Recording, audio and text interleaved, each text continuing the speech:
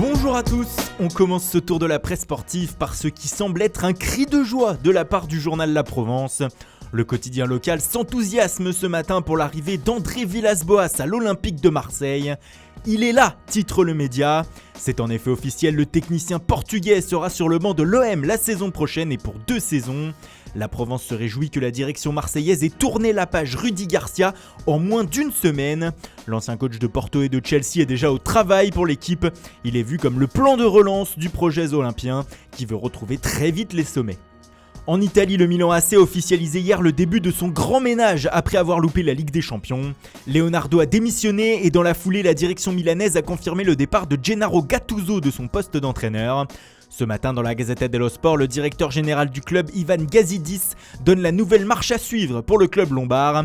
Je mise sur Paolo Maldini, lance-t-il. Le légendaire défenseur central du Milan va prendre la place de Leonardo en tant que directeur sportif. Gazidis confirme donc que Luis Campos ne viendra pas.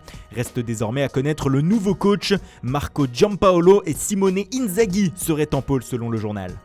Entraîneur encore et toujours à la une de l'Esportiu, le quotidien catalan affiche Ernesto Valverde en première page ce matin avec ce titre « Il reste ». En effet, le coach du FC Barcelone a encore une fois été confirmé dans ses fonctions par son président José Bartomeu hier soir. Alors que toute la journée, bon nombre de médias annonçaient qu'il allait être remercié. Valverde sera donc le coach du club Blaugrana la saison prochaine. Il a été sauvé par son président pour Sport ce matin. En effet, en interne, tout le monde réclamait sa tête. Le quotidien catalan qui révèle aussi une information importante ce matin. Le média croit savoir que le champion du monde Antoine Griezmann serait très en colère contre le vestiaire Blaugrana. En effet, comme vous le savez, les cadres de l'effectif ne veulent pas du français après son arrivée avortée et son documentaire de la saison dernière. Une porte qui s'est donc fermée pour l'attaquant de l'Atlético et qui ne lui plaît pas du tout. Les prochaines semaines promettent d'être chaudes. Autre Français à la une d'un journal espagnol ce matin, Hatem Ben Arfa. Le Rennais en fin de contrat en Bretagne et qui ne devrait pas lever son option d'une saison supplémentaire attise les convoitises. Alors qu'il bénéficierait d'offres du FC et du Betis Séville, Estadio Deportivo rapporte en reprenant une information de France Football que le milieu offensif pourrait aussi partir en Allemagne cet été. Hoffenheim s'intéresserait aussi en effet à Ben Arfa qui pourrait donc découvrir un nouveau championnat. Et en parlant de Bundesliga, Bild nous apprend ce matin qu'Arsenal voudrait faire venir durant ce mercato le milieu offensif du Borussia Dortmund, Mario Götze. L'Allemand de retour au plus haut niveau avec le BVB garde la cote en Europe. Retour en Espagne maintenant avec AS qui explique ce matin que le Real Madrid pourrait être freiné dans ses ardeurs sur le mercato par l'UEFA. Alors qu'une révolution est à prévoir dans la capitale espagnole, l'instance européenne surveille les merengues dans le cadre du fair play financier. Et selon le quotidien, le Real ne pourra dépenser que 100 millions d'euros de plus que ce qu'il vend cet été. Les opérations Neymar et pour le champion du monde Kylian Mbappé se compliquent donc.